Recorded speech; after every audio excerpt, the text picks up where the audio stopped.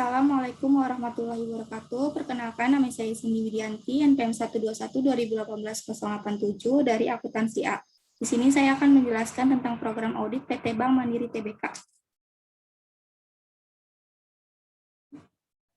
Bab 1 pendahuluan. Bab 1 pendahuluan itu tentang gambaran akuntansi. 1.1.1 Sejarah Kantor Akuntan Publik. KAP Purwontono, Sungkoro, dan Surja merupakan firma anggota dari EY Global di Indonesia. EY Indonesia merupakan salah satu dari organisasi penyedia jasa internasional pertama yang beroperasi di Indonesia lebih dari 30. EY Indonesia berkedudukan di dua kota besar di Indonesia, yaitu Jakarta dan Surabaya.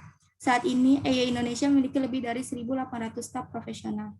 Sedangkan pengertian EY sendiri, yaitu perusahaan jasa profesional yang merupakan salah satu dari Big Four Auditor bersama dengan PricewaterhouseCoopers PwC, Deloitte, dan KPMG. EY merupakan perusahaan global yang terdiri dari sejumlah perusahaan anggota. EY Global bermarkas di London dan EY Indonesia di Jakarta. Perusahaan perserikatan atau persekutuan itu merupakan hasil dari serangkaian merger dari perusahaan-perusahaan pendahulu. Selanjutnya di sini ada profil kantor akuntan publik yang bernama Purwontono, Sungkoro, dan Surja. Di sini ada alamatnya, nomor telepon, fax, email, dan website. Selanjutnya itu ada lokasi kantor akuntan publik yang berada di Jakarta dan Surabaya. Selanjutnya di sini ada jumlah cabang KAP. Jumlah cabang KAP kantor akuntan publik itu ada 2, yang pertama di Jakarta dan yang kedua di Surabaya. Dan jumlah partner KAP-nya ada 27 akuntan publik. Selanjutnya di sini ada gambaran perusahaan yang diaudit. Sejarah perusahaan. PT Bank Mandiri Tbk didirikan pada tanggal 2 Oktober 1998 di negara Republik Indonesia dengan Akta Notaris Sujipto SH nomor 10 berdasarkan Peraturan Pemerintah nomor 75 tahun 1998 tanggal 1 Oktober 1998. Akta pendiriannya dimaksud telah disahkan oleh Menteri Kehakiman Republik Indonesia berdasarkan surat keputusan tanggal 2 Oktober 1998 serta diumumkan pada tambahan nomor 689 dalam Berita Negara Republik Indonesia nomor 97 tanggal 4 Desember 1998. Anggaran dasar Bank Mandiri telah mengalami beberapa kali perubahan sebagaimana terakhir berdasarkan Akta Pernyataan Keputusan Rapat Umum Pemegang Saham Tahunan nomor 21 tanggal 11 April 2018 yang dibuat di hadapan Asoya Ratang SH. Di Jakarta Selatan, sehubungan dengan program BUMN untuk melakukan standarisasi anggaran dasar BUMN terbuka. Selanjutnya di sini ada struktur organisasi perusahaan. Struktur organisasi Bank Mandiri telah mengalami beberapa kali perubahan. Perubahan terakhir terjadi pada bulan Desember 2019 di bawah naungan Direktur Utama Royke Tumilar beserta jajarannya. Selanjutnya perusahaan PT Bank Mandiri ini bergerak di bidang perbankan dengan ketentuan dan peraturan perundang-undangan yang berlaku. Dan pemegang saham perusahaan PT Bank Mandiri ini ada 20 pemegang saham terbesar di Indonesia. Di sini ada Dewan Direksi perusahaan, susunan Dewan Direksi di bawah naungan Royke Tumilar sebagai Direktur Utama beserta jajarannya. Selanjutnya di sini ada tinjauan pustaka. Definisi auditing menurut Arens Elder Beasley, auditing adalah pengumpulan dan mengevaluasi bukti tentang informasi untuk menentukan dan melaporkan derajat kesesuaian antara informasi itu dan kriteria yang telah ditetapkan. Auditing harus dilakukan oleh orang yang kompeten dan independen, sedangkan menurut Agus, audit adalah suatu pemeriksaan yang dilakukan secara kritis dan sistematis oleh pihak yang independen terhadap laporan keuangan yang telah disusun oleh manajemen, beserta catatan-catatan pembukuan dan bukti-bukti pendukung dengan tujuan untuk memberikan pendapat mengenai kewajaran laporan keuangan tersebut. Selanjutnya, pengertian dari bukti audit menurut Wanakota adalah informasi yang digunakan audit untuk menarik kesimpulan dan menjadi dasar pemberian opini auditor. Bukti audit meliputi informasi yang terdapat dalam catatan akunting yang mendasari laporan keuangan dan informasi lain di luar catatan akunting. Sedangkan menurut Arens, bukti audit adalah setiap informasi yang digunakan oleh auditor untuk menentukan apakah informasi yang diaudit dinyatakan sesuai dengan kriteria yang ditetapkan.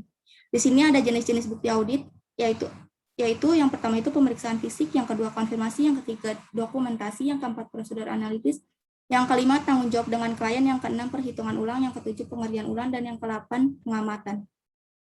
Selanjutnya, di sini ada prosedur audit. Menurut Arens, prosedur audit adalah rincian instruksi yang menjelaskan bukti audit yang harus diperoleh selama audit.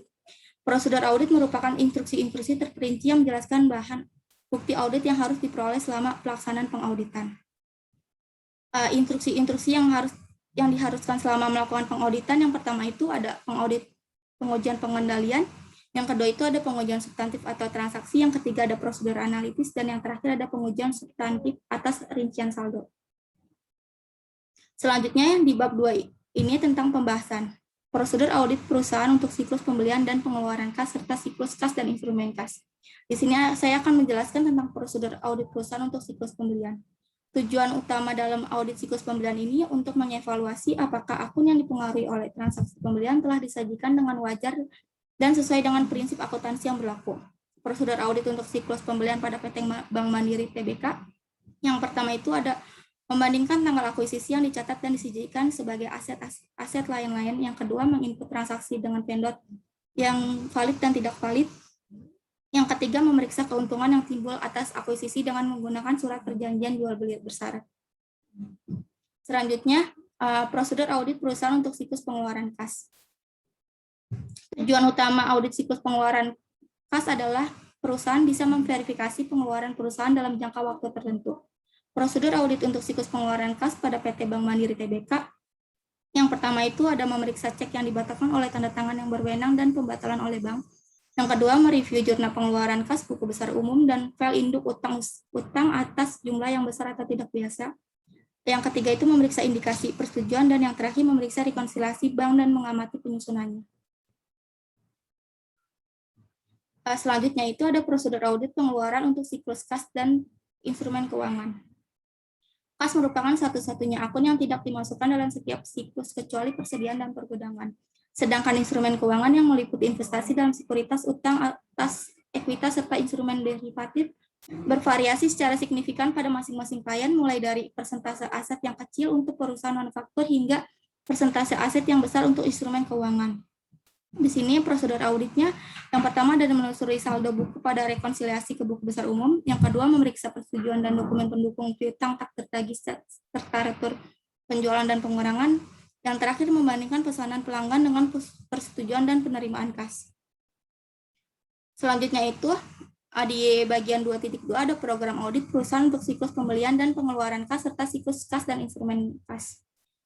Tujuan audit yang berkaitan dengan transaksi pengujian pengendalian dan pengujian substantif atas transaksi untuk akuisisi kas PT Bank Mandiri Tbk.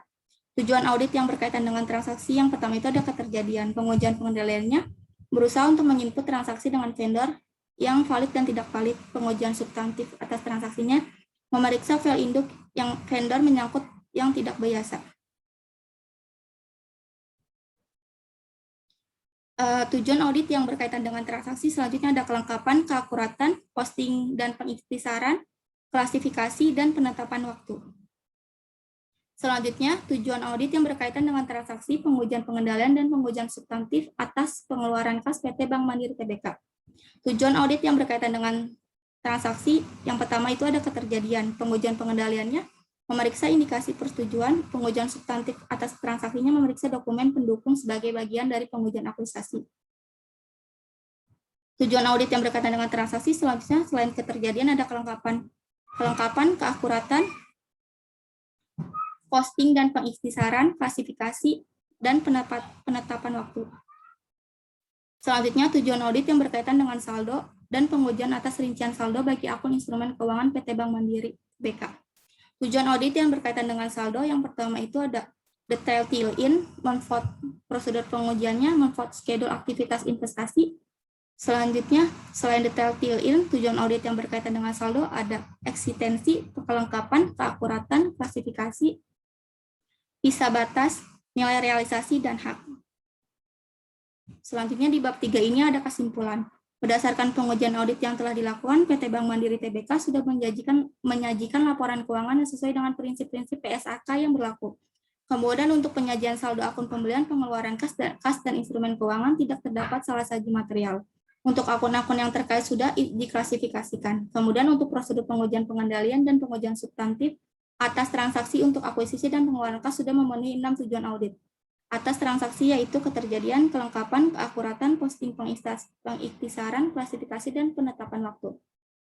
Untuk prosedur pengujian atas rincian saldo bagi akun instrumen keuangan sudah memenuhi 8 tujuan audit atas transaksi yaitu detail key-in, eksistensi, kelengkapan, keakuratan, klasifikasi, visa batas, nilai realisasi, dan hak. Berdasarkan penjelasan di atas terkait dari prosedur pengujian pengendalian pengujian substantif atas transaksi dan pengujian substantif atas rincian saldo, maka audit memberikan opini wajar tanpa pengecualian. Sekian dari saya, kurang lebihnya mohon maaf. Assalamualaikum warahmatullahi wabarakatuh.